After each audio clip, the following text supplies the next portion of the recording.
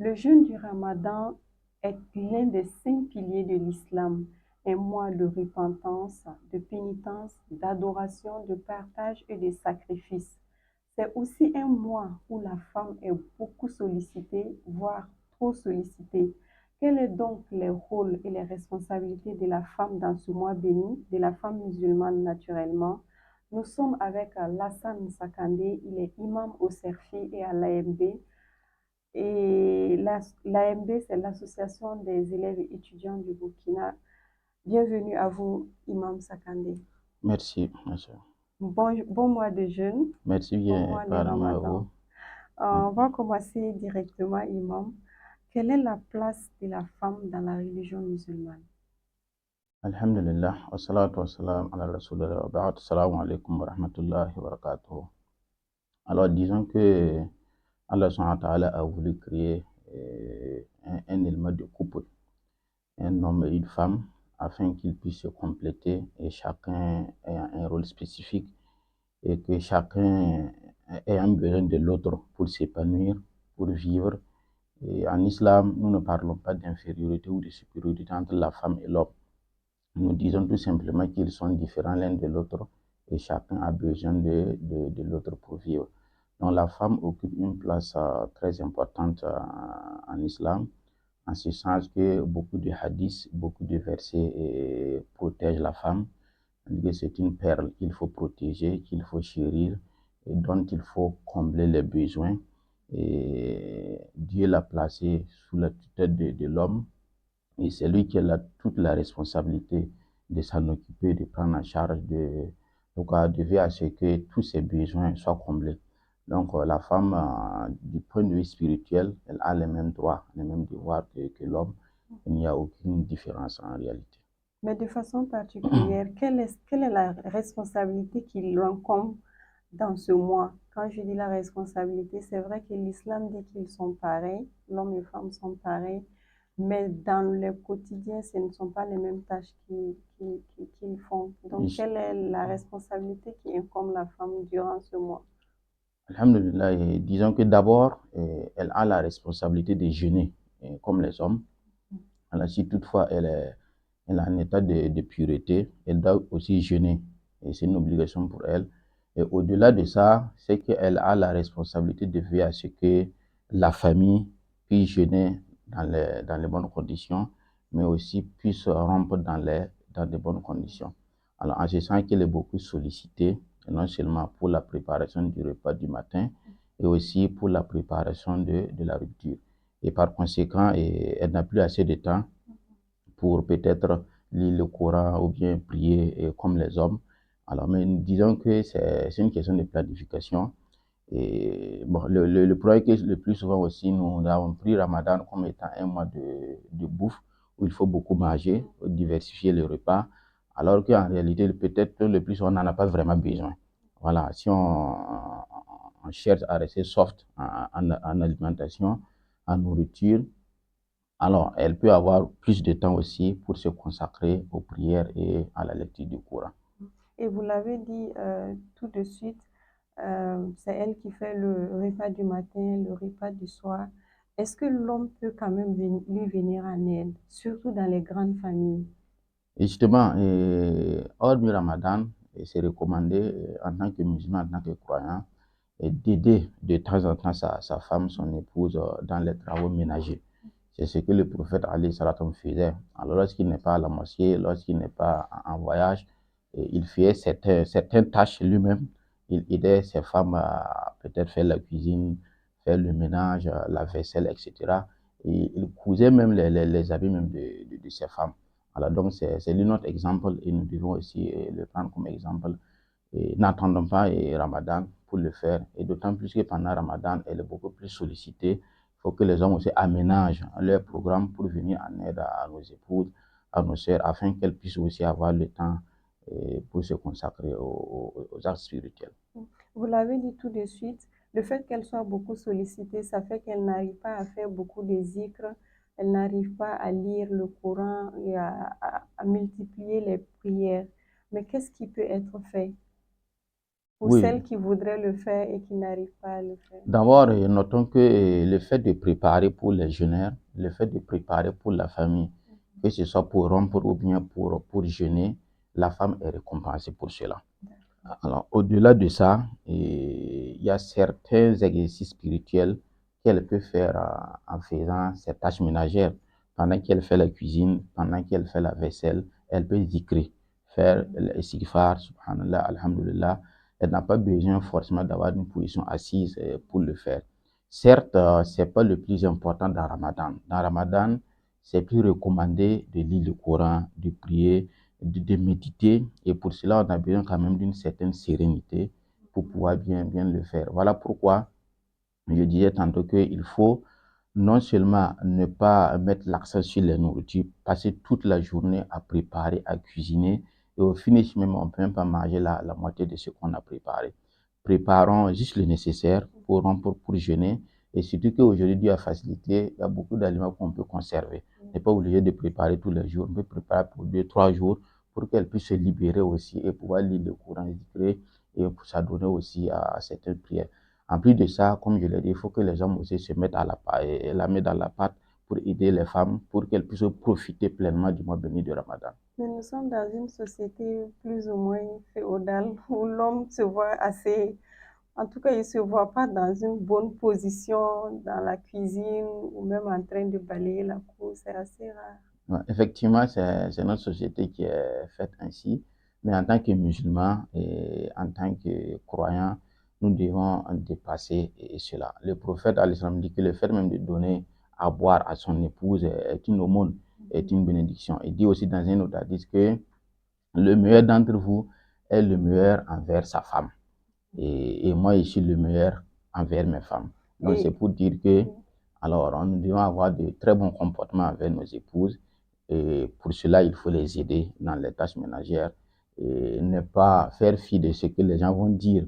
Parce que lorsqu'on a comme référence Allah subhanahu wa ta'ala, on se fie de ce que les gens vont dire. Et si toutefois nous sommes convaincus que nous sommes sur la bonne voie, alors il faut donner le meilleur de soi-même. Imam, il y a aussi cet interdit, celui que lorsqu'il n'y a pas de mariage islamique entre un homme et une femme, Mm.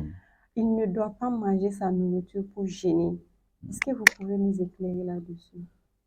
Alors, disons que voilà une question qui revient chaque fois et lorsque le mois de Ramadan arrive. J'ai ma copine, j'ai ma compagne, alors est-ce qu'elle peut préparer pour que je jeûne? Alors nous disons même avant même que le mois de Ramadan arrive, et vous êtes dans une situation irrégulière. Et c'est une situation que l'islam ne reconnaît pas. Et par conséquent, et même avant Ramadan, elle n'a pas le droit de cuisiner pour toi pour que tu jeûnes ou bien pour que tu manges. Non, puisque l'islam ne reconnaît pas cette relation. C'est après le mariage qu'on peut parler de cuisine, de préparation, de jeûne, etc. Alors, qu'à cela ne tienne, et manger sa nourriture pour jeûner ne rend pas le jeûne ou bien n'invalide pas le jeûne. Ok. Alors, la relation est illégale, certes, mais ça ne peut pas entacher ou bien invalider le jeûne. Si toutefois un monsieur venait à manger une nourriture que sa copine lui a préparée, ça ne rend pas le jeûne, mais nous disons seulement que c'est une relation qu'il faut travailler à régulariser. Et on le voit, hein, il y a beaucoup de couples qui sont dans cette situation. Parfois, ils ont même 2 enfants, 3 enfants. Mais qu'est-ce qu'on peut faire pour les encourager à passer à l'étape de la régularité? Alors, je pense que l'islam a tellement facilité le mariage que souvent on a du mal à comprendre des gens qui vivent pendant des années ensemble et qui font des enfants. Et voilà. D'abord, moi, je pense que cela relève de la responsabilité des familles. Alors, si vous avez votre enfant, votre fille, qui part vivre avec un homme pendant 1 année, 2 années, et vous ne cherchez pas à régulariser leur situation, c'est-à-dire que votre responsabilité est engagée et Dieu vous demandera des comptes par rapport à ça. Parce que c'est vous qui êtes responsable de l'enfant et vous devez veiller à ce qu'elle vraiment elle suive la bonne voie.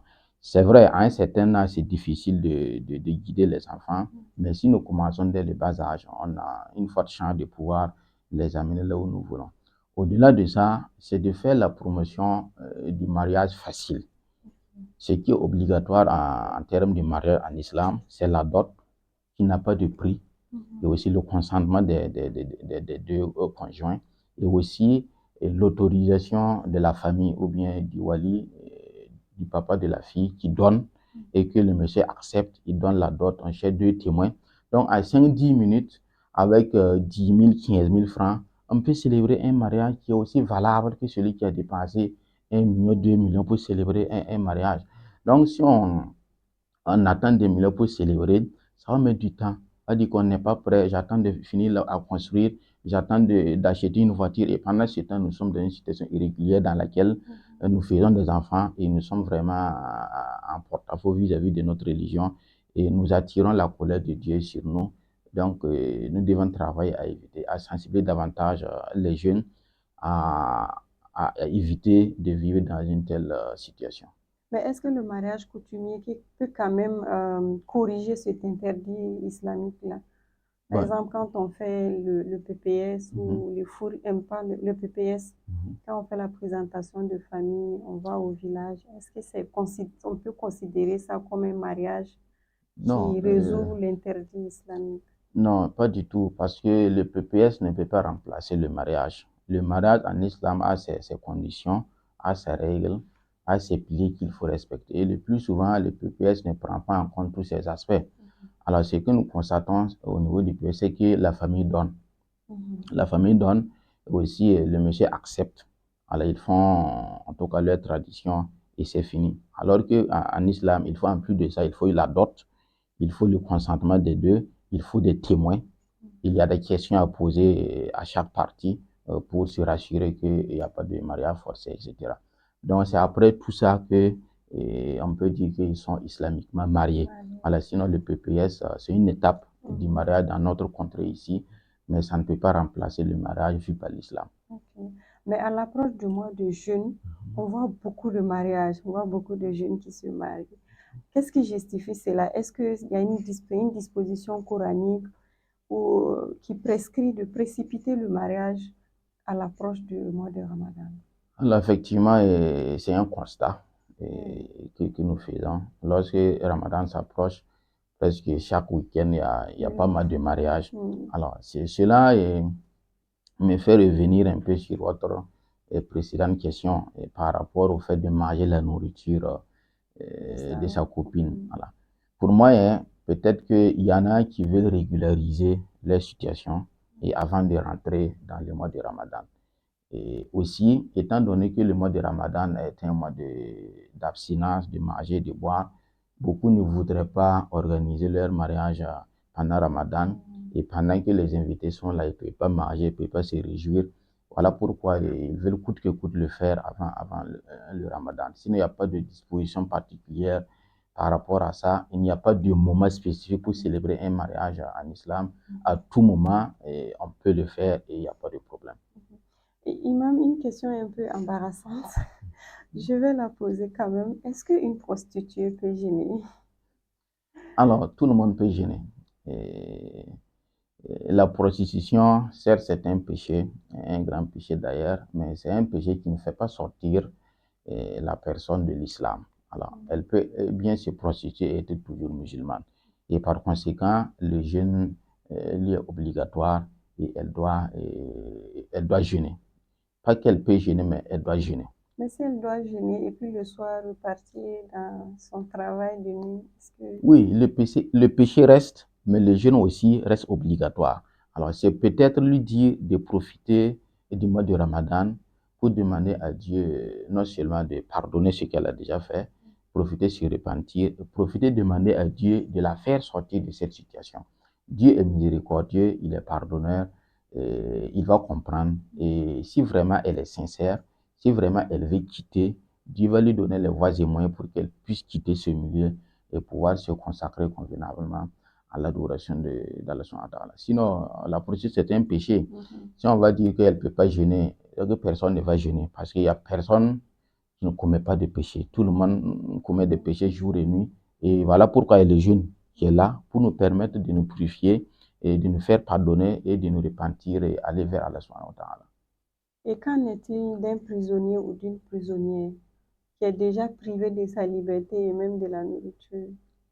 Oui, je pense que les prisonniers sont privés de la nourriture, mais pas, et de la liberté, mais pas de la nourriture. Et ils mangent. Certes, ils ne peuvent plus manger comme s'ils étaient dehors, parce qu'à un moment donné, ils n'ont pas le choix. Mhm. C'est ce qu'on leur offre qu'ils vont manger. Mais cela n'est pas un motif pour délaisser les jeunes. Ils vont jeûner en fonction des moyens qui sont à leur disposition et en fonction des repas qu'on leur donne. Ils vont s'organiser pour jeûner. Voilà pourquoi je salue certaines associations qui souvent organisent des ruptures communes au niveau des prisons pour aussi essayer d'encourager nos frères et sœurs qui y sont et aussi les aider à pouvoir bien jeûner et bien rompre leur jeûne. Imam, on va vous permettre de souffler un peu. On D'accord. revient tout de suite après la pub. Merci. Pour ce ramadan, profitez du pack spécial générosité. 10 grammes de lait en plus sur votre boîte de lait concentré non sucré Bonnet Rouge. Ramadan Karim avec Bonnet Rouge. Promotion disponible dans tous les points de vente habituels et dans la limite des stocks disponibles. Vous suivez l'émission spéciale de Mousso News et aujourd'hui nous avons avec nous Imam Lassane et Sakandé pour parler justement du rôle et des responsabilités de la femme dans ce mois béni de Ramadan. Imam, on va parler des rapports sexuels et Ramadan avec cette fatigue parfois quand la femme travaille trop puisqu'elle est beaucoup sollicitée le matin comme le soir et la nuit lorsqu'elle refuse son époux. Est-ce que c'est un péché? Puisqu'elle est fatiguée, depuis le matin, elle est debout. Et la nuit, lorsque monsieur veut s'approcher, et si elle dit non, est-ce que c'est noté comme un péché? Alors, c'est une question pas facile à répondre. Et effectivement, comme vous l'avez dit, en islam, c'est interdit à une femme de refuser son mari sans raison valable. Voilà. Lorsqu'on parle de raison valable, c'est peut-être sur une maladie, en tout cas, ou bien elle est indisposée, elle est menstruée et autres, ça, c'est même interdit de le faire. Alors, si elle est vraiment fatiguée et qu'elle sent qu'elle ne peut pas répondre correctement, et tout va se résider dans la manière. C'est une question de communication qui peut résoudre ce problème. C'est vraiment essayer de faire comprendre à son mari et qu'elle est vraiment fatiguée et que par conséquent, elle ne peut pas donner le meilleur d'elle-même dans cette relation. Et que le mari, normalement, doit comprendre. Mais si toutefois, et malgré cette explication, il ne comprend pas, il faut le laisser faire. Oh. Il faut le laisser faire et voilà. Et essayer Malgré soi? Oui, bon. Il y a la fatigue qui est là, mais quand même, il y a ce qu'elle peut faire aussi pour essayer de satisfaire son homme. Si toutefois, il ne veut pas comprendre, s'il n'y a pas de maladie, c'est juste la fatigue. Je pense qu'on peut trouver un terrain d'entente. Mais est-ce que c'est pas ce que certains défenseuses des droits de femmes qui considèrent ça comme un viol? Non, Viol conjugal. non, viol, c'est quand le monsieur va forcer. Puisque là, il va forcer naturellement. Non, il ne va pas forcer. Elle peut, malgré la fatigue, lui dire, bon, je suis fatigué, mais bon, comme tu insistes, voilà, je te permets de faire. Voilà. C'est une question de communication. Mais si la femme refuse, le monsieur aussi n'a pas le droit de forcer, de la violenter. Non, il n'a pas le droit de le faire. Et s'il le fait, il commettra un péché vis-à-vis d'Allah subhanahu wa ta'ala. Et quel est le commentaire que vous faites de ce que pendant ce mois, tout le monde, notamment certaines femmes, échangent des habitudes. Donc, on porte des robes, on attache des foulards. En tout cas, on change d'accoutrement. Mais après, on revient à la normale, juste après le mois de jeûne. Quel est votre commentaire là-dessus? Alors, avant de répondre à cette question, permettez-moi de dire que lorsque on parle de refus, c'est réciproque. De la même manière, la femme gagne des péchés si elle refuse son mari. Si toutefois aussi la femme a besoin de son mari et qu'il refuse aussi de la satisfaire, lui aussi, il a des péchés vis-à-vis d'Allah subhanahu wa ta'ala. Mais imam, les femmes, en tout cas, dans notre société, la femme est éduquée de telle sorte que c'est difficile pour elle parfois d'exprimer un besoin Non, elles expriment, sexuel. surtout les femmes d'aujourd'hui. Là, c'est peut-être nos mamans qui n'avaient pas le courage, mais les femmes d'aujourd'hui, les filles d'aujourd'hui, hein, expriment leur désir par rapport à ça. Et c'est pas interdit. C'est pas interdit. Tant qu'il y a le besoin qui est là, il faut dire. Ou bien, même si elle va pas dire directement, elles ont leur manière. Vous êtes une femme, vous savez. Elles ont leur manière pour montrer au monsieur que vraiment, et voilà. Et le monsieur aussi comprend ce langage et il va aller. Donc, ça veut dire que si la femme aussi a un besoin sexuel et que le monsieur refuse, c'est un péché. C'est un péché. Il a l'obligation de satisfaire. C'est un des fondements du mariage. Ok. Voilà, donc c'est réciproque. Okay. Alors souvent, on met l'accent sur les femmes pour les blâmer, alors que nous devons aussi les satisfaire si toutefois elles en ont besoin. D'accord. Et alors la maintenant, prochaine question, pour c'est répondre le à votre question, commentaire. effectivement, le mois béni de Ramadan, comme vous le savez, hein, on constate que chacun à son niveau essaie de Fait beaucoup devenir d'efforts. une autre personne. Voilà, que ceux qui prient améliorent, ceux qui ne priaient pas prient, ceux qui ne se voilaient pas essaient de se voiler, etc. C'est lié au fait que, par miséricorde, Allah subhanahu wa ta'ala a emprisonné les shayatines qui n'ont plus d'emprise sur nous. Et nous sommes devenus plus libres pour pouvoir adorer, et les péchés sont devenus vilains à nos yeux, à tel enseigne qu'on les fuit, et l'adoration devient, on sent le goût de l'adoration, on sent le goût de la spiritualité, et chacun à son niveau essaie de donner le meilleur de lui-même dans ce mois béni de Ramadan. Alors, malheureusement, beaucoup baissent les bras une fois que Ramadan est fini. Et c'est vraiment ça qui est dommage. Parce que Ramadan était une école, est venu pour nous éduquer, nous apprendre certaines manières, certains bons comportements, afin que nous puissions les utiliser après Ramadan. Lorsqu'on part à l'école, c'est pour apprendre des aptitudes qui normalement doivent nous servir après l'école. C'est le but de Ramadan. Voilà pourquoi, lorsqu'on rentre dans Ramadan, on doit avoir des objectifs bien clairs, bien définis, et on travaille à les atteindre. Et après Ramadan, on va faire le bilan et pour voir qu'est-ce qui a marché, qu'est-ce qui n'a pas marché, quelle était ma situation avant Ramadan, pendant Ramadan et après Ramadan. Et chaque année, on doit faire cet exercice-là afin que les Ramadans ne se succèdent et se ressemblent. Sinon, nous allons beau jeûner pendant 10 ans, 20 ans, 30 ans. Si on n'a pas pris vraiment cette décision ferme de changer, et rien ne va changer dans notre vie. Et à ce moment, le but de Ramadan ne sera pas atteint, puisque c'est de faire de telle sorte que l'être humain puisse avoir une meilleure version de lui-même d'année en année pour se rapprocher davantage de son Seigneur. Le musulman doit être dans une dynamique d'amélioration continue. De la même manière, dans la vie professionnelle, sociale, chacun cherche à aller de l'avant. Dans la religion aussi, c'est pareil.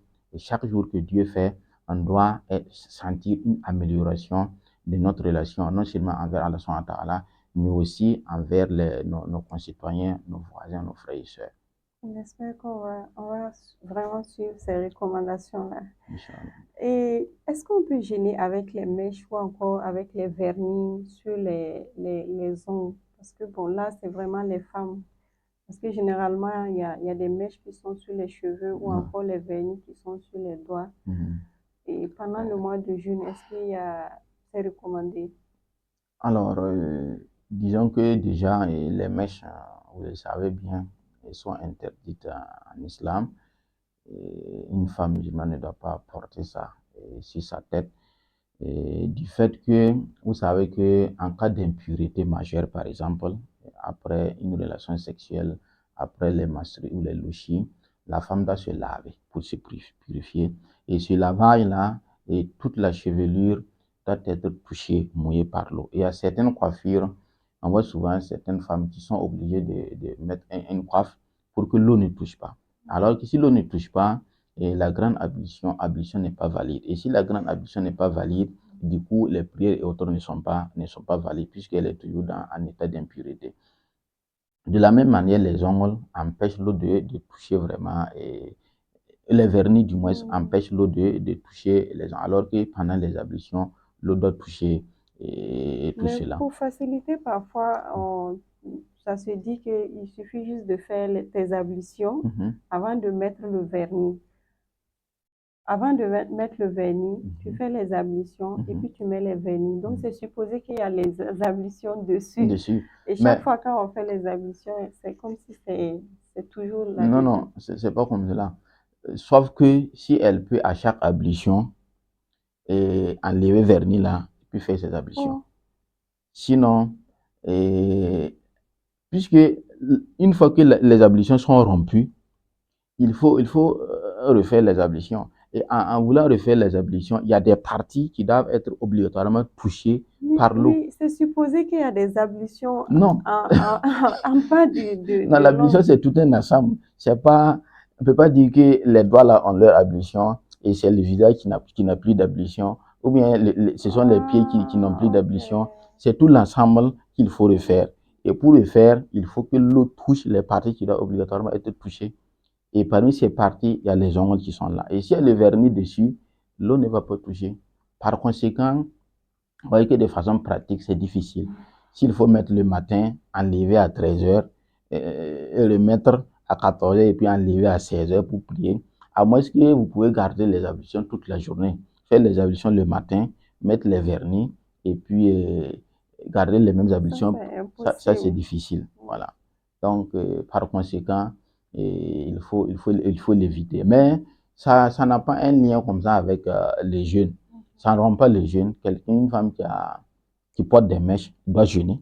Pas dire que comme je porte des mèches, là, je ne dois pas. Non, tu es toujours musulmane, tu dois jeûner, tu dois prier avec tes mèches et travailler à nul n'est parfait, à demander à Dieu de l'aider à se conformer et par rapport à tous ces aspects. Mais Imam, comment on peut garder la constance de nos bonnes pratiques du Ramadan là, sur toute l'année, voire même jusqu'à la fin de nos jours? Comment on peut garder ça? Ouais, c'est comme je l'ai dit, hein, d'abord, pour ce qui est de Ramadan, c'est de savoir pourquoi on jeûne. Lorsqu'on sait pourquoi on jeûne, on sait aussi qu'on recherche, on se donne les moyens de les avoir. Et malheureusement, beaucoup peut-être jeûnent parce que les gens jeûnent, parce qu'on dit de jeûner, ils ne savent pas ce qu'ils recherchent concrètement en jeûnant. Ça, c'est un premier élément. Et aussi, se dire que Dieu nous a créés pour un but. Et ce but, c'est quoi? C'est l'adoration. Voilà. Et en islam, l'adoration n'est pas uniquement culturelle. Même le travail, fait de chercher, comment dirais son halal pour prendre charge de sa famille, tout cela fait partie de l'adoration. Mais encore faut-il que chacun à son niveau puisse travailler à respecter les principes islamiques dans tout ce qu'il fait. Alors donc, c'est d'abord de demander à Dieu de l'aider à pouvoir conserver ce qu'on a pu avoir comme acquis durant le mois de Ramadan, les préserver jusqu'à Ramadan prochain. C'est difficile, mais il faut travailler à ne pas tout perdre. Par exemple, si pendant Ramadan, je lisais, pendant tout le mois de Ramadan, j'ai pu lire le Coran 4 fois. Et il ne faut pas qu'après Ramadan jusqu'à Ramadan prochain, je ne peux pas finir le Coran au moins une fois par mois. Si pendant Ramadan, j'ai pu faire 4 fois, elle dit qu'au Ramadan, je peux faire au moins 1 ou 2 fois. Voilà. Mais on ne doit pas baisser les bras comme si la fin de Ramadan sonne avec la fin de l'adoration. C'est ça qui n'est pas bien. Dieu dit dans le Coran, et adore ton Seigneur jusqu'à ce que te vienne la certitude. Et la certitude ici, c'est quoi? C'est la mort. Donc, il n'y a pas de congé, il n'y a pas de vacances en matière d'adoration. Chacun cherche, chaque jour que Dieu lui donne, à se rapprocher davantage d'Allah subhanahu wa ta'ala. Est-ce qu'une jeune fille ou encore une jeune dame célibataire qui n'est pas mariée peut faire le zakat fitr? Ok. Le zakat fitr, l'aumône de la rupture. Oui. Alors, l'aumône de la rupture est obligatoire et ça incombe au chef de famille. Elle incombe au chef de famille qui doit non seulement prélever pour lui-même et prélever pour tous les membres de la famille. Et ses femmes, ses enfants. Mais si parmi les enfants, il y en a qui peuvent se prendre en charge, qui sont indépendants, ils peuvent prélever eux-mêmes les zakat al-fitr au lieu que ce soit papa qui prélève pour tout le monde. Ou bien, n'empêche qu'un enfant même décide de prendre pour toute la famille en charge. Il dit, papa, laisse, je prends en charge. Et il achète pour tout le monde et on prélève. Donc, une jeune fille qui n'est pas mariée, si le parent ne prélève pas pour elle, et si elle a les moyens, elle doit prélever sa zakat al-fitr. Même quand elle vit seule. Si. D'accord. Même si elle vit seule. Et peut-être que les parents peut-être vont prélever et pour elle, et si les parents sont là. Mais si elle sait que personne ne va prélever pour elle, elle a l'obligation de le faire si elle en a les moyens. Mais quelqu'un qui jeûne, mais qui n'arrive pas à faire les 5 prières de la journée, qui fait seulement 2 ou 3, est-ce qu'il a sa prière et son jeûne est validé? Alors, je ne peux pas dire que son jeûne n'est pas valide, mais il y a quelque chose qui ne va pas, puisque la prière est une obligation. Et lorsqu'on parle de la prière, ce sont les 5 prières. Okay. Voilà, ce sont les 5 prières quotidiennes qui forment le pilier, notamment le deuxième pilier.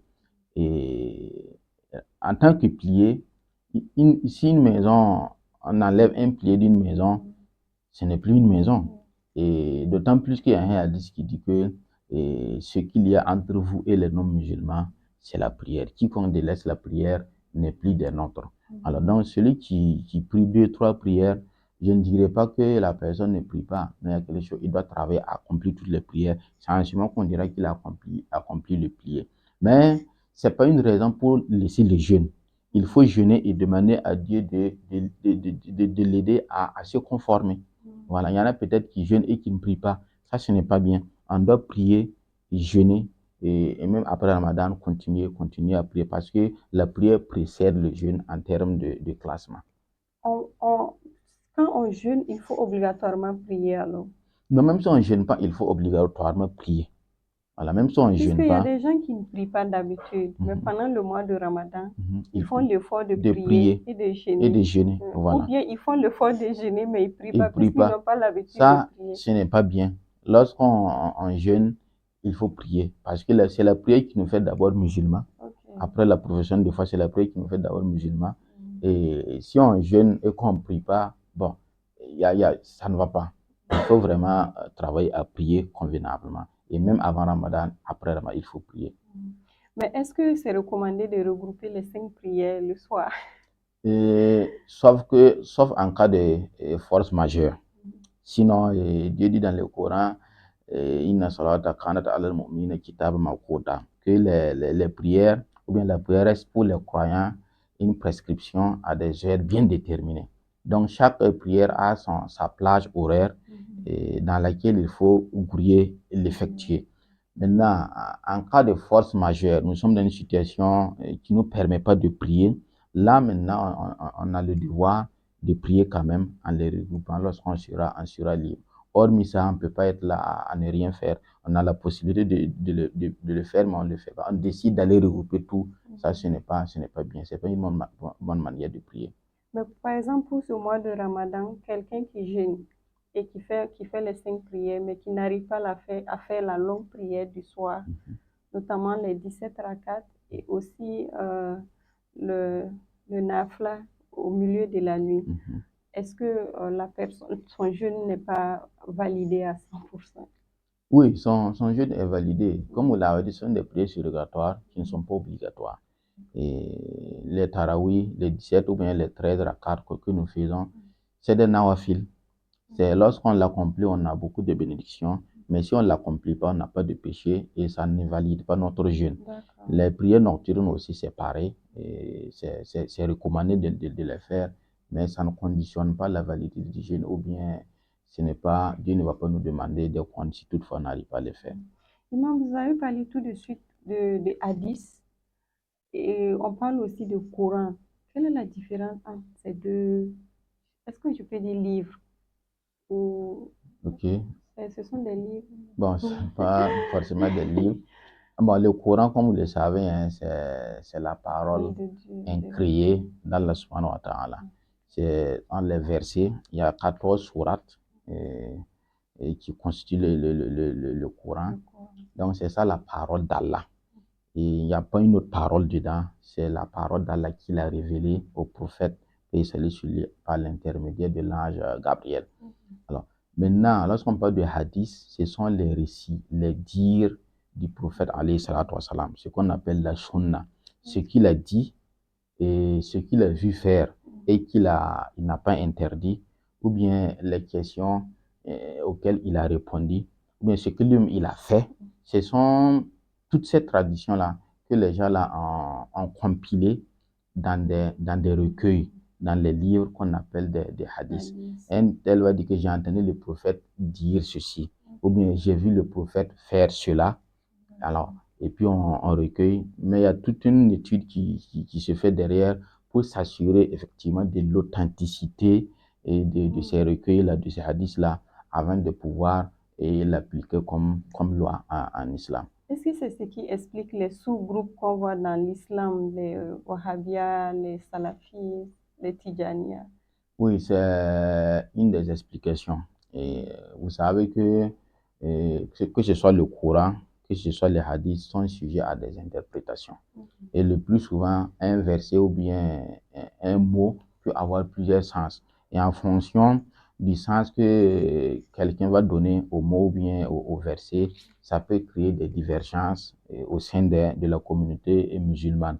Mais ce sont des divergences qui normalement ne doivent pas créer des divisions. Voilà. Puisque sur l'essentiel, les musulmans s'accordent là-dessus. L'essentiel, ce sont les piliers, c'est le Coran, c'est le hadith, et ce sont les articles de la foi. Et tous les sous-groupes dont vous parlez sont unanimes là-dessus. Maintenant, il y a des petits détails en termes de pratique, croiser les mains pour prier, ou bien baisser les bras pour prier, ou bien dire assalamu alaikum 2 fois, ou bien 1 fois. Voilà des points de divergence. Et puis les pantalons aussi. Les pantalons aussi, ça peut faire de la sunna, ne pas laisser traîner son pantalon au risque de prendre des saletés qui peuvent rendre impur comme l'habit, le vêtement qu'on porte. Et tout cela fait partie de la sunna du prophète alayhi salatu wa salam. Donc ce sont ces différentes interprétations qui ont conduit peut-être à des divergences que nous constatons. Et également, vous savez que nous avons 4 écoles juridiques. Alors, 4 imams qui ont créé des écoles juridiques. Et le plus souvent, ces écoles juridiques-là divergent sur un certain nombre de points et sur l'islam.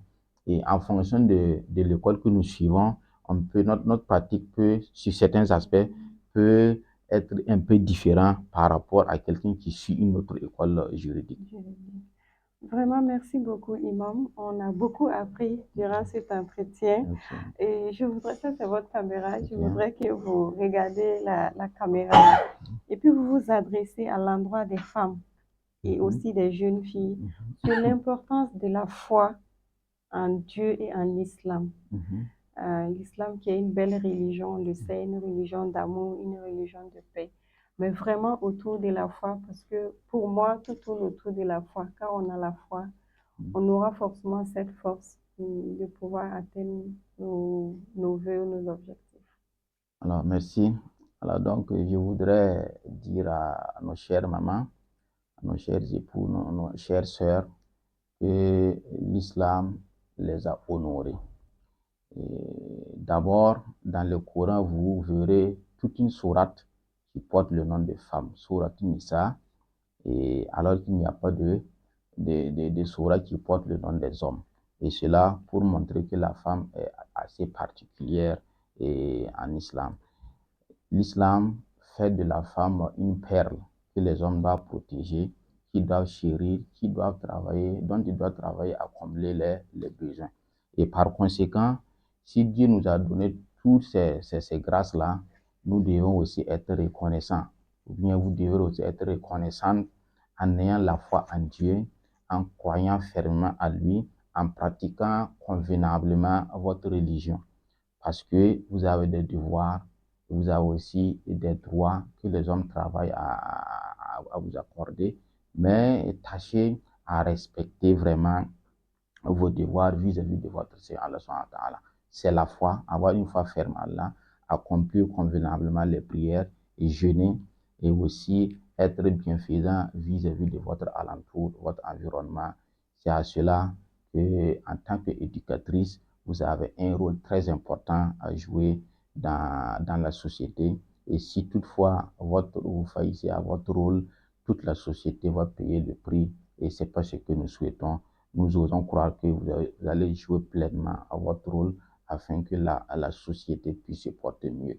Sur ce, je vous souhaite une bonne suite du mois de Ramadan, tout en demandant à Allah de combler tous vos besoins.